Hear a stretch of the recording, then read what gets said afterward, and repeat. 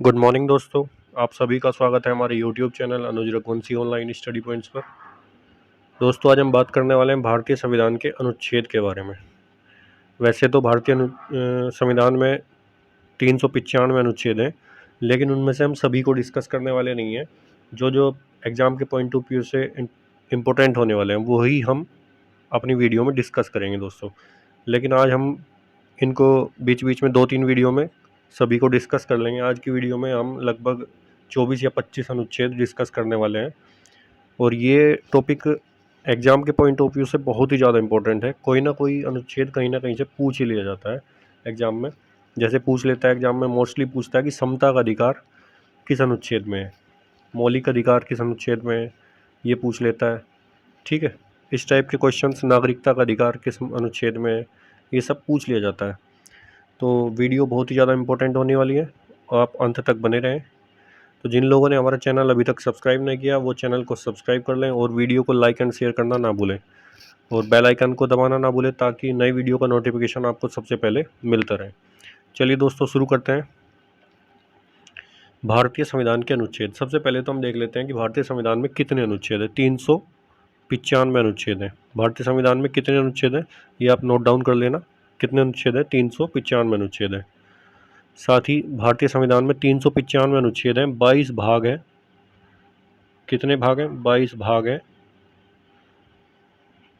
अनुसूचियाँ कितनी हैं वो हमने डिस्कस किए थे। पहले अनुसूचियाँ कितनी थी जब हमारा संविधान बन के तैयार हुआ था? 8 अनुसूचियाँ थी, लेकिन उसके बाद संशोधन करके 4 अनुसूचियाँ और जोड़ी गई। टोटल कितनी हो गई? 12 अनुसूचियाँ। 22 भाग, 12 अनुसूचियाँ, 395 अनुच्छेद। ये आप नोट डाउन कर लेना। भारतीय संविधान में कितने अनुच्छेद हैं? 395 अनुच्छेद, 12 अनुसूचियाँ और 22 भाग हैं। इस तरीके से हमारा पूरा का पूरा संविधान बनाया गया है। ठीक है दोस्तों, तो फर्स्ट पॉइंट देख लेते हैं।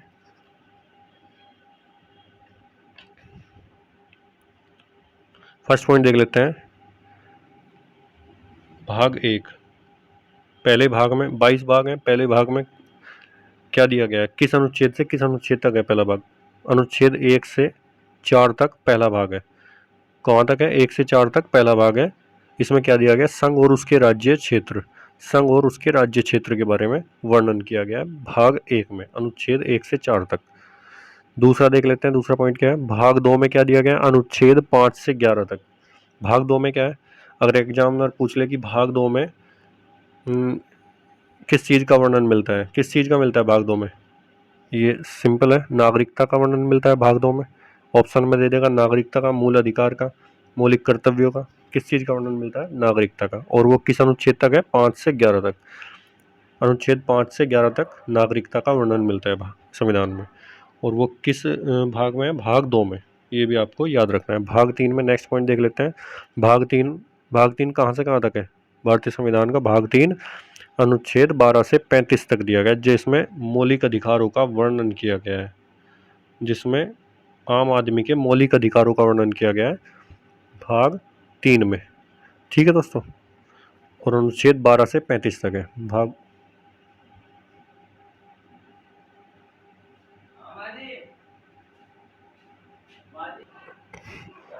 नेक्स्ट पॉइंट देख लेते हैं। भाग 4। भाग 4 में क्या है? भाग 4 में अनुच्छेद 36 से 51 तक का दिया गया है, जिसमें नीति निर्देशक तत्वों का उल्लेख मिलता है। राज्य के नीति निर्देशक तत्व। राज्य के नीति निर्देशक तत्व। ठीक है,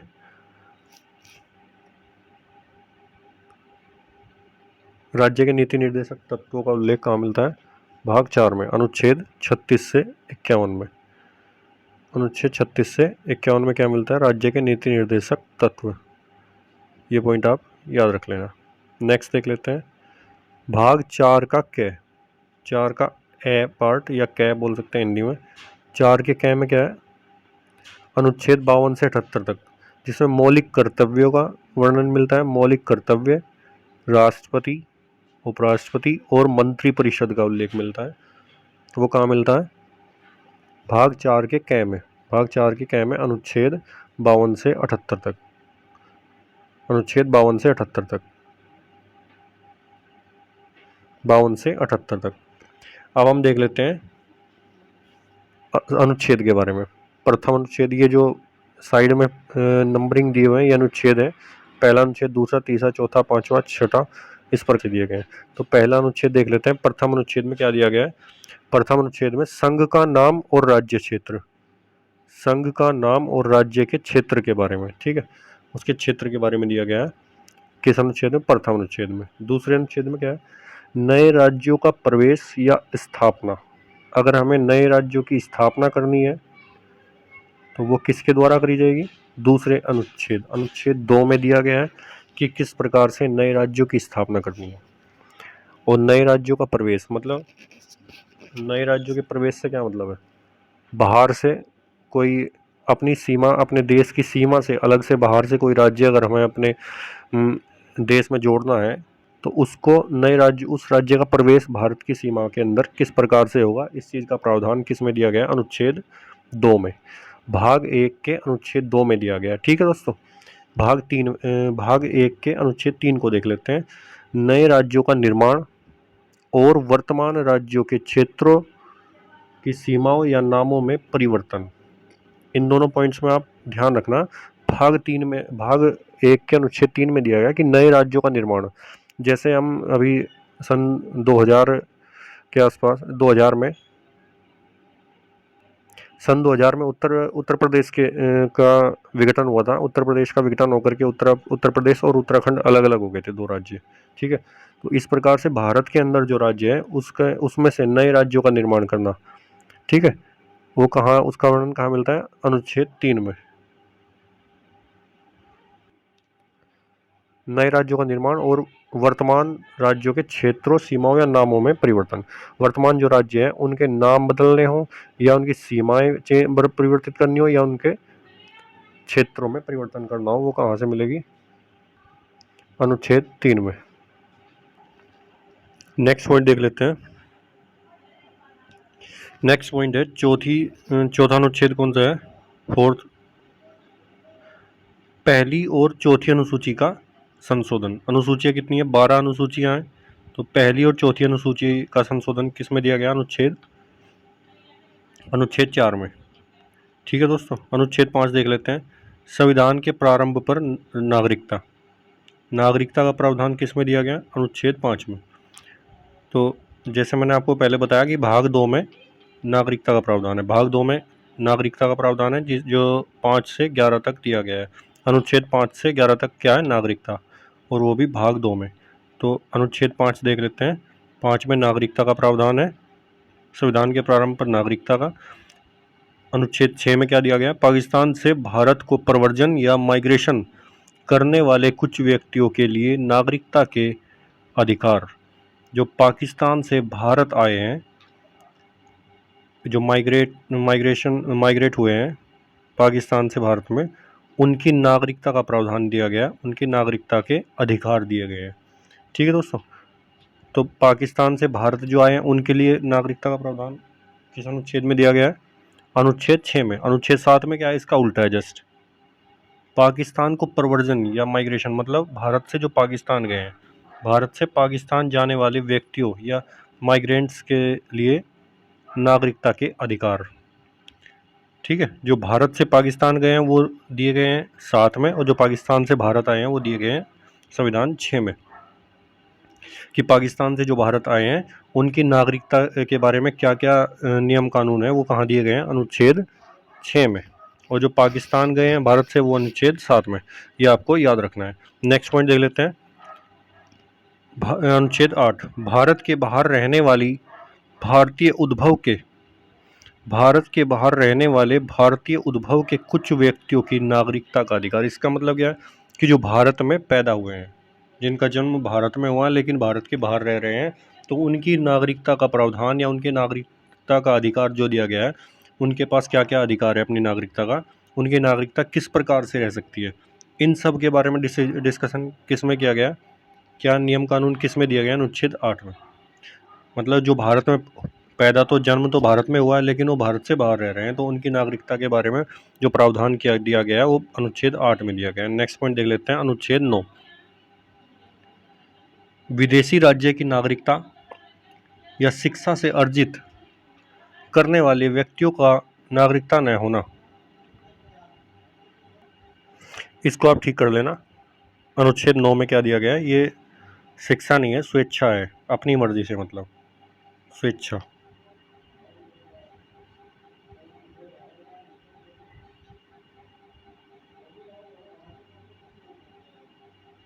अपनी इच्छा से, मतलब विदेशी राज्य की नागरिकता स्वेच्छा से अर्जित करने वाले व्यक्तियों का नागरिकता न होना। इस बारे में वर्णन किस में किया गया है? जो कानून बनाए गए हैं वो अनुच्छेद 9 में मिलते हैं। मतलब विदेशी राज्य की नागरिकता अगर किसी व्यक्ति ने अपनी इच्छा से ग्रहण कर ली हो तो उसकी भारत में नागरिकता समाप्त हो जाएगी। क्यों समाप्त हो जाएगी? क्योंकि भारत के अंदर जो प्रावधान है वो इकहरी नागरिकता का प्रावधान है, दोहरी नागरिकता का प्रावधान नहीं है। ठीक है दोस्तों, तो भारत में कैसी नागरिकता का प्रावधान है? इकहरी नागरिकता का प्रावधान है, ये भी आपको याद रखना है। भारत में कैसी नागरिकता का प्रावधान है? इकहरी नागरिकता का प्रावधान है। ठीक है, तो विदेशी राज्य की नागरिकता अगर स्वेच्छा से किसी ने ग्रहण कर ली हो तो उसकी नागरिकता के विषय में किस अनुच्छेद में दिया गया है? अनुच्छेद 9 में, कि उसकी नागरिकता अपने आप ही स्वतः ही भारत से ख़त्म हो जाएगी। ठीक है दोस्तों, तो ये इकहरी नागरिकता का प्रावधान किस देश के संविधान से लिया गया है? कहाँ से लिया गया है? इकहरी नागरिकता का प्रावधान ब्रिटिश सरकार से, ब्रिटिश के संविधान से, ब्रिटेन के संविधान से इकहरी नागरिकता का प्रावधान लिया गया है। ठीक है दोस्तों, ये भी आपको याद रखना है। ब्रिटेन, ये आपको याद रखना है। इकहरी नागरिकता का प्रावधान कहाँ से लिया गया है? ब्रिटेन से लिया गया। इसके ऊपर भी हम एक पूरी डिटेल से डिस्कस कर देंगे, एक वीडियो बना देंगे कि क्या चीज़ मौलिक कर्तव्य, मौलिक अधिकार, विधि द्वारा स्थापित प्रक्रिया, राष्ट्रपति का निर्वाचन वगैरह, नीति निर्देशक तत्व, आपातकाल, ये सब कहाँ से, किस देश के संविधान से लिए गए हैं, इसके लिए भी हम अलग से एक वीडियो बना देंगे दोस्तों। ठीक है, तो 9वां अनुच्छेद क्या है? जिसने विदेशी नागरिकता ग्रहण कर ली हो उसकी नागरिकता के बारे में प्रावधान दिया गया है कि उसकी नागरिकता स्वतः ही समाप्त हो जाएगी, क्योंकि भारत के अंदर जो नियम है, जो कानून है, वो इकहरी नागरिकता का कानून है। ठीक है दोस्तों, नेक्स्ट देख लेते हैं। अनुच्छेद 10, नागरिकता के अधिकारों का बना रहना। अनुच्छेद 10, नागरिकता के अधिकारों का बना रहना, कि नागरिकता का अधिकार कब कब बना रह सकता है और कब कब समाप्त हो जाएगा नागरिकता का अधिकार। ठीक है, उन सब के बारे में डिस्कस किया गया है अनुच्छेद 10 में। नागरिकता का अधिकार स्वेच्छा से अगर किसी बाहरी देश की नागरिकता ग्रहण कर लियो तो तब भी नागरिकता का अधिकार समाप्त हो सकता है। ठीक है, इसी प्रकार से और भी कारण है जिससे नागरिकता समाप्त हो सकती है। अनुच्छेद 11, संसद द्वारा नागरिकता के अधिकार का विधि द्वारा विनियमन किया जाना। संसद द्वारा नागरिकता के अधिकारों का विधि द्वारा विनियमन किया जाना, मतलब उसके कानूनों में परिवर्तन किया जाना। ठीक है, वो किस में दिया गया है? अनुच्छेद 11 में। अब अनुच्छेद 12 की बात कर लेते हैं। अनुच्छेद 12, ये भाग 3 स्टार्ट हो जाता है अनुच्छेद 12 से 35 तक। कौन सा भाग है? भाग 3। ठीक है दोस्तों, और भाग 2 कहाँ से कहाँ तक है? भाग 2 है अनुच्छेद 5 से 11 तक, जिसमें नागरिकता का प्रावधान है। और भाग 3 में क्या है? मौलिक अधिकारों का प्रावधान दिया गया, मौलिक अधिकारों का। ठीक है, अनुच्छेद 12 में क्या है? मूल अधिकारों की परिभाषा। मूल अधिकारों की परिभाषा कहाँ दी गई है? अनुच्छेद 12 में। अनुच्छेद 13 में क्या है? मूल अधिकार से असंगत या अल्पीकरण करने वाली विधियां, अनुच्छेद 13 में दी गई। अनुच्छेद 14 क्या है? विधि के समक्ष समता या विधियों का समान संरक्षण। विधि के समक्ष समता या विधियों का समान संरक्षण। विधि के समक्ष समता का क्या मतलब है? कि कोई भी अगर नियम कानून है वो भारत के अंदर वो हर किसी के लिए एक समान होगा। विधि के समक्ष समता, इसका मतलब ये है कि इक्वलिटी, हर किसी के लिए इक्वल होगा, चाहे कोई किसी भी जाति, धर्म, संस्था, किसी से भी हो, वो हर किसी के लिए कानून भारत का समान होगा। ये विधि की समता है और इसका प्रावधान कहाँ दिया गया? अनुच्छेद 14 में। नेक्स्ट देख लेते हैं अनुच्छेद 15, धर्म, मूल, वंश, जाति, लिंग या जन्म स्थान के आधार पर विभेद का प्रतिरोध। भारतीय संविधान धर्म या मूल या वंश या जाति या लिंग या जन्म स्थान के आधार पर कोई भी भेद नहीं करता है, कोई भी भेदभाव नहीं करता है।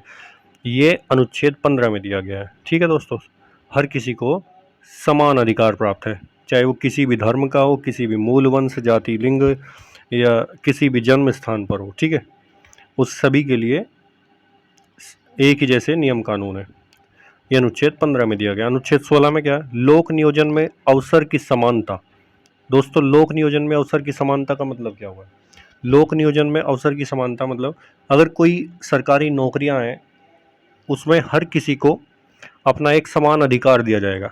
उसमें किसी का भी अधिकार उसको धर्म या जाति या मजहब के नाम पर या लिंग के नाम पर या जन्म स्थान के नाम पर किसी के साथ कोई भेदभाव नहीं किया जाएगा। हर किसी को अवसर समान रूप से दिया जाएगा। अवसर की समानता, लोक नियोजन में अवसर की समानता।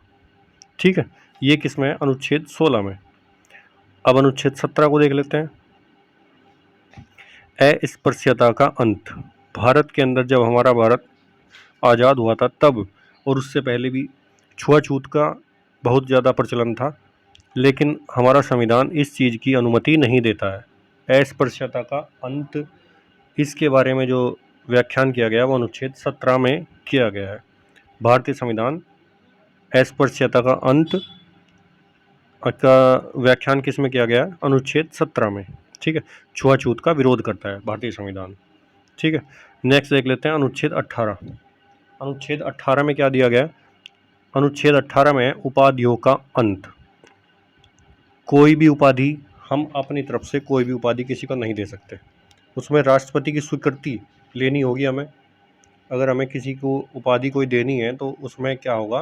राष्ट्रपति की अनुमति के बिना विदेश से भी कोई उपाधि ग्रहण नहीं कर सकता। और इसमें क्या है कि भारत सरकार द्वारा जितने भी भारत रत्न हुआ, पद्म विभूषण हुआ, पद्म भूषण हुआ, पद्म श्री एवं सेना द्वारा परमवीर चक्र वगैरह, महावीर चक्र आदि जो जितने भी पुरस्कार दिए जाते हैं वो अनुच्छेद 18 के अंतर्गत दिए जाते हैं। ठीक है दोस्तों, जितनी भी उपाधियाँ, जितने भी सम्मान दिए जाते हैं, जैसे हमारे भारत का सबसे सर्वश्रेष्ठ पुरस्कार कौन सा है? भारत रत्न पुरस्कार। फिर पद्म विभूषण हुआ, पद्म भूषण, पद्म श्री और पद्मवीर वगैरह, पद्म महावीर चक्र, वीर चक्र, ये सब किसके अंतर्गत दिए जाते हैं? ये दिए जाते हैं अनुच्छेद 18 के अंतर्गत। ठीक है दोस्तों।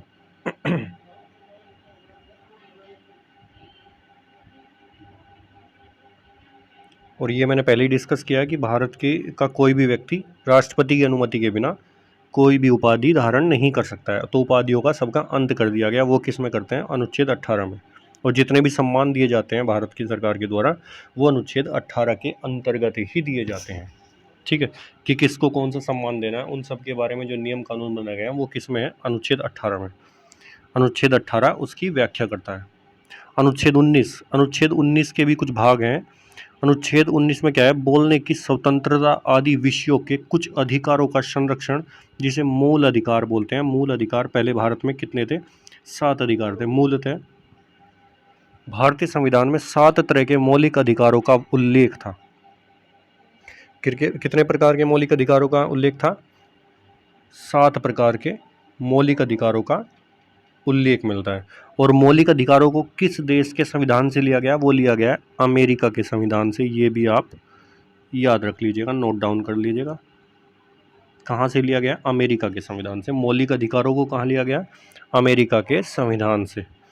ठीक है, तो क्या है कि मूलतः भारतीय संविधान में 7 तरह के मौलिक अधिकारों का उल्लेख था, लेकिन अब सिर्फ 6 मौलिक अधिकार ही बचे हैं। 19F को जो संपत्ति का अधिकार था उसे 44वें संविधान संशोधन 1971 के द्वारा हटा दिया गया था। संपत्ति के अधिकार को अब कानूनी अधिकार बना दिया गया है, उसको मौलिक अधिकार नहीं रखा गया है। मौलिक अधिकार से क्या मतलब? मौलिक अधिकारों से क्या मतलब है? जो आम जनता के अधिकार है जिनको हम नहीं छीन सकते। ठीक है, वो हमें देने ही देने हैं सरकार को, वो उसको छीन नहीं सकती। लेकिन आपातकाल में कुछ अधिकार, मौलिक अधिकार भी हटा लिए जाते हैं। उसको भी हम आगे डिस्कस करने वाले हैं, किस किस को हटा सकते हैं और किसको नहीं हटाएंगे। तो वर्तमान में हमारे 6 मौलिक अधिकार है। 7वां जो मौलिक अधिकार, 7 मौलिक अधिकार थे उसमें 7वां 19F को संपत्ति का अधिकार घोषित कर दिया गया। संपत्ति का अधिकार था, उसको अब कानूनी अधिकार बना दिया है। और किस संविधान संशोधन के द्वारा हटाया गया? 44वें संविधान संशोधन 1971 के द्वारा उसे हटा दिया गया था। अब देखते हैं कि हम इसको हटाने की जरूरत क्या पड़ी, क्यों हटाया गया? संपत्ति के अधिकार को मौलिक अधिकार से क्यों हटाया गया? जब ये मौलिक अधिकारों के अंतर्गत आता था संपत्ति का अधिकार, तब इसमें क्या था? जैसे अगर कोई सरकार को कोई भूमि का अधिग्रहण करना है जैसे कोई रोड का कंस्ट्रक्शन हो रहा है या फिर कोई भी XYZ कोई भी कंस्ट्रक्शन होता है, रेलवे का कंस्ट्रक्शन वगैरह कुछ भी होता है XYZ गवर्नमेंट के द्वारा, तो उसमें सबसे पहले हम क्या करेंगे, लैंड एक्वाइजेशन करेंगे, भूमि का अधिग्रहण करेंगे। ठीक है, तो उसके लिए क्या करते हैं, भूमि क्या है, संपत्ति का अधिकार क्या था पहले, ये संपत्ति का अधिकार क्या था, मौलिक अधिकार में आता था। मतलब भूमि को हम किसी की भूमि का अधिग्रहण नहीं कर सकती गवर्नमेंट, क्योंकि उस मौलिक अधिकार था उसका, आम आदमी का। उसके बाद जब ये समस्याएं आई, आगे बढ़ी, तो उसके बाद क्या किया गवर्नमेंट ने, इसको मौलिक अधिकार से हटा करके इसको कहाँ डाल दिया, कानूनी अधिकारों में। ठीक है, क्यों डाल दिया, क्योंकि ये मौलिक अधिकारों का हनन नहीं किया जा सकता किसी के, तो मौलिक अधिकारों का हनन नहीं किया जा सकता, तो उससे भूमि का अधिग्रहण नहीं हो सकता। ठीक है दोस्तों, तो इसीलिए इस समस्या को हटाने के लिए सरकार ने इसको मौलिक अधिकार से कानूनी अधिकार में डाला, और किस संविधान संशोधन के द्वारा, 44वें संविधान संशोधन के द्वारा डाला, वो भी 1971 में। 44वें संविधान संशोधन 1971 के द्वारा इसको हटा लिया गया। ठीक है दोस्तों, ये आपको याद रखना है। तो जैसे कि हमने बताया कि पहले 7 मौलिक अधिकार थे, 7 मौलिक अधिकार उसमें कौन कौन से हैं उसको भी हम आपको बता देते हैं। तो दोस्तों, सबसे पहला अधिकार जो था वो बोलने की स्वतंत्रता है। मूल अधिकारों में जो फिलहाल 6 बचे हुए हैं, ये मैंने आपको बताया कि 6 मौलिक अधिकार अभी बचे हैं।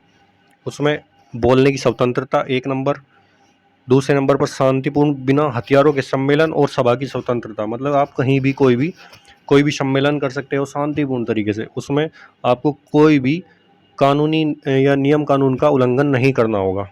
शांतिपूर्ण तरीके से आप कोई भी सम्मेलन कर सकते हो, कोई भी किसी चीज़ का विरोध कर सकते हो, विरोध प्रदर्शन कर सकते हो, वो सबका अधिकार हमें मूल अधिकारों में देता है हमारा संविधान।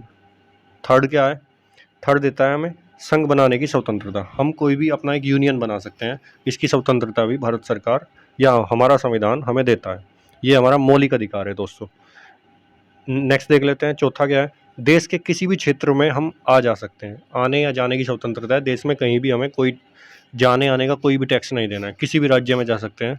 ठीक है दोस्तों, नेक्स्ट देख लेते हैं, पांचवा क्या है, देश के किसी भी क्षेत्र में हम जा करके निवास कर सकते हैं, वहाँ पर कोई अपनी भूमि खरीद करके वहाँ पर रहने की या बसने की स्वतंत्रता है हमें।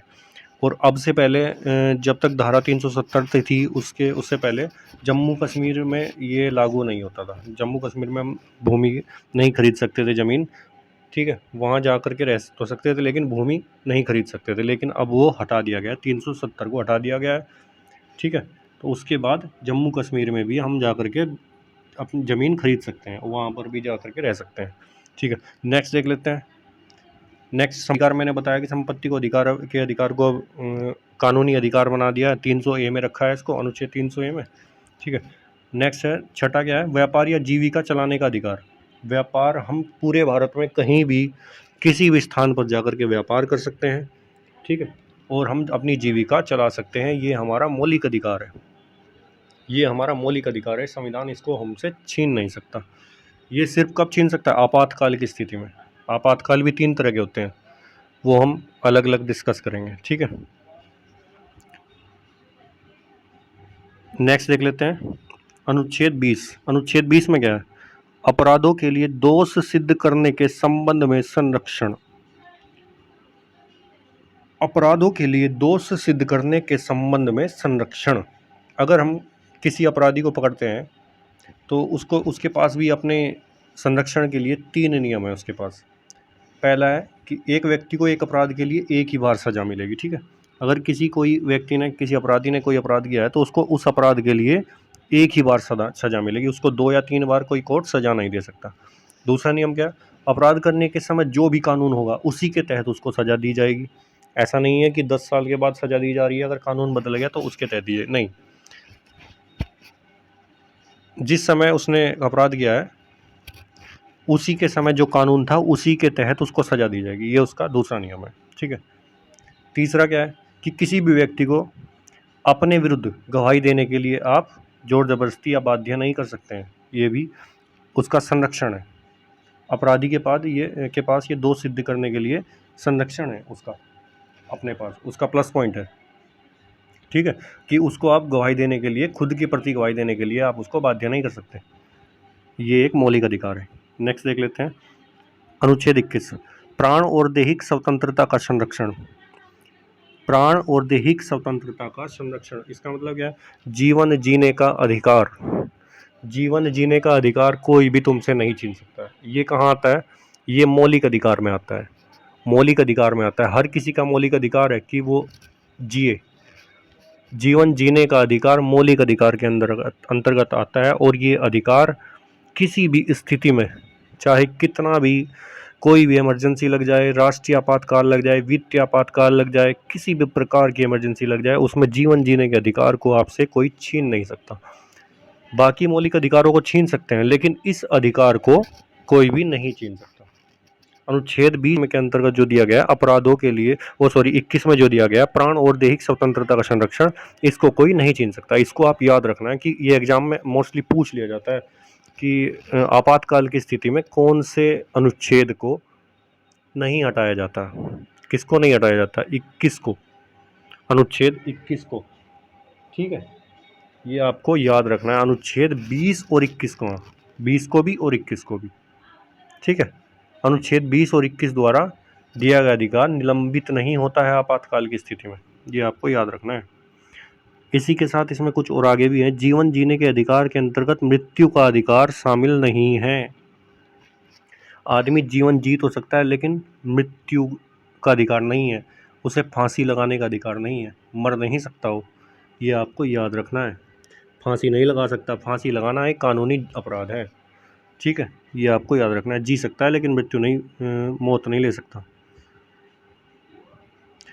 ठीक है, नेक्स्ट देख लेते हैं अनुच्छेद 22, बंदीकरण की दशा में संरक्षण या कुछ दशाओं में गिरफ्तारी से संरक्षण। बंदीकरण की दशा में संरक्षण, इसका मतलब क्या है?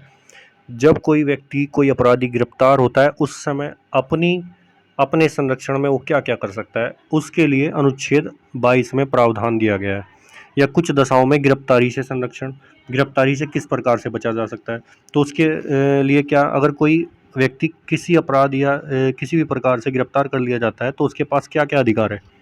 उसके पास अधिकार है कि गिरफ्तारी का कारण पूछ सकता है वो, कि मुझे किस अपराध के लिए गिरफ्तार किया गया है। ये उसके पास एक मौलिक उसका अधिकार है। ठीक है, मौलिक अधिकार है उसका कि मुझे किस अपराध के लिए गिरफ्तार किया गया है। दूसरा है कि अगर आप किसी को गिरफ्तार कर लिया जाता है, तो उसको 24 घंटे के अंदर अंदर मजिस्ट्रेट के सामने हाजिर करना होगा। ये भी अधिकार है। ठीक है, नेक्स्ट कि वकील से सलाह लेने का भी अधिकार है। कोई भी अपराधी अपना वकील स्वयं कर सकता है, ये उसका अधिकार है। ये इसको कोई नहीं छीन सकता। ऐसा नहीं है कि कोई अपराधी गिरफ्तार कर लिया गया है और वो कहे कि मैं वकील करना चाहता हूँ, सरकार या फिर कोई भी कर्मचारी उसे रोक नहीं सकता। ये उसका अधिकार है। ठीक है, बंदीकरण की दशा में संरक्षण मतलब अपने आप को प्रोटेक्ट कर सकता है। किस तरीके से? इन 3 तरीकों से प्रोटेक्ट कर सकता है वो। ठीक है, कि वो पूछ सकता है सबसे पहले कि मुझे किस अपराध के लिए गिरफ्तार किया गया। कोई अपराध नहीं है तो गिरफ्तार नहीं कर सकते। ठीक है, 24 घंटे में जज सिटी मजिस्ट्रेट के सामने उसको उपस्थित करना होगा। उसके बाद ऐसे रख नहीं सकते। उसके बाद वकील से सलाह लेने का भी अधिकार उसके पास है। ये सब किस में आता है? अनुच्छेद 22 में। नेक्स्ट देख लेते हैं अनुच्छेद 23, मनुष्य के क्रय विक्रय और बेकारी पर रोक। मनुष्य के क्रय विक्रय, इसका मतलब मनुष्य की खरीद फरोख्त, मनुष्य को खरीदना बेचना, इन सब पर रोक है।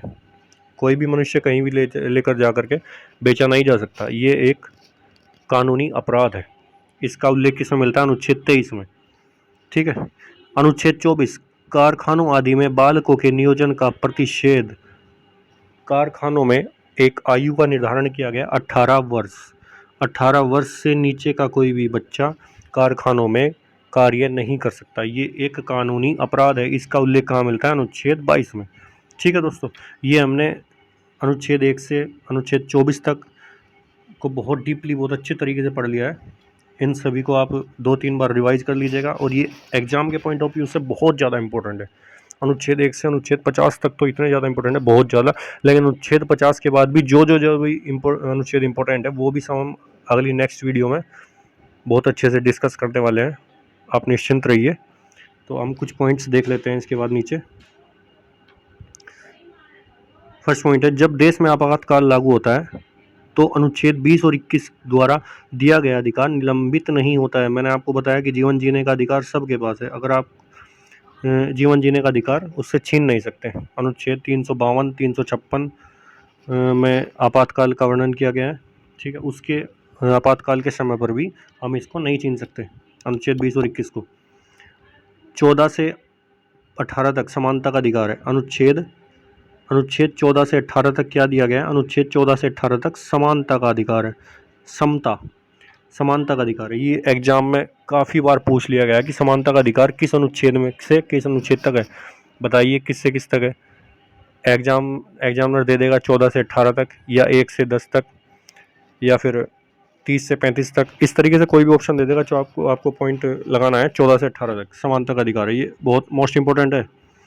तो वर्तमान में संपत्ति का अधिकार, नेक्स्ट पॉइंट, वर्तमान में संपत्ति का अधिकार एक कानूनी अधिकार है जो 300 कै में, लेकिन प्रारंभ में संपत्ति का अधिकार मूल अधिकार होता था, जिसे 19F में रखा गया था। ये मैंने आपको बताया कि इसको क्यों हटाया है और किस अनुच्छेद में था, और वर्तमान में किस अनुच्छेद में है, और वर्तमान में मौलिक अधिकार नहीं है, ये अब कानूनी अधिकार है। ये गवर्नमेंट के अंडर में है। गवर्नमेंट किसी भी भूमि का अधिग्रहण कर सकती है अपनी ज़रूरत के आधार पर। अगर कहीं रोड का कंस्ट्रक्शन करना है तो उसके सर्किल रेट के अकॉर्डिंग उसका अधिग्रहण गवर्नमेंट, सरकार कर सकती है। अब वो कानूनी अधिकार के अंतर्गत है, ठीक है दोस्तों। तो ये जितने भी अनुच्छेद है बहुत ही ज़्यादा इंपॉर्टेंट है दोस्तों। वीडियो को अंत तक देखिए, आपको बहुत ही मज़ा आने वाला है। और नेक्स्ट जितने भी हम 50 तक तो बिल्कुल एकदम डिट्टो बिल्कुल एक अनुच्छेद डिटेल से पढ़ेंगे 50 तक। उसके बाद जितने भी इम्पोर्टेंट अनुच्छेद है वो सभी हम नेक्स्ट वीडियो में डिस्कस करने वाले हैं दोस्तों। तो जिन लोगों को हमारा वीडियो का कंटेंट अगर अच्छा लगता है तभी वीडियो को लाइक कीजिएगा और शेयर भी कीजिएगा, नहीं तो कोई ऐसी ज़रूरत नहीं है, कोई किसी के साथ ज़ोर ज़बरदस्ती नहीं है, ठीक है। अगर आपको वीडियो अच्छी लगती है, कंटेंट अच्छा लगता है, तो वीडियो को लाइक भी कीजिएगा और शेयर भी कीजिएगा, और चैनल को सब्सक्राइब कीजिएगा, और बेल आइकन को दबाना ना भूलें ताकि आपको नई वीडियो का नोटिफिकेशन सबसे पहले मिलता रहे। तो दोस्तों आज के लिए इतना ही काफ़ी है, मिलते हैं नेक्स्ट वीडियो में। इसका पार्ट 2 और पार्ट 3 भी आएगा, जिसमें अगले अनुच्छेदों के बारे में हम डिटेल से डिस्कस करेंगे। तो तब तक के लिए धन्यवाद, मिलते हैं नेक्स्ट वीडियो में। गुड बाय दोस्तों।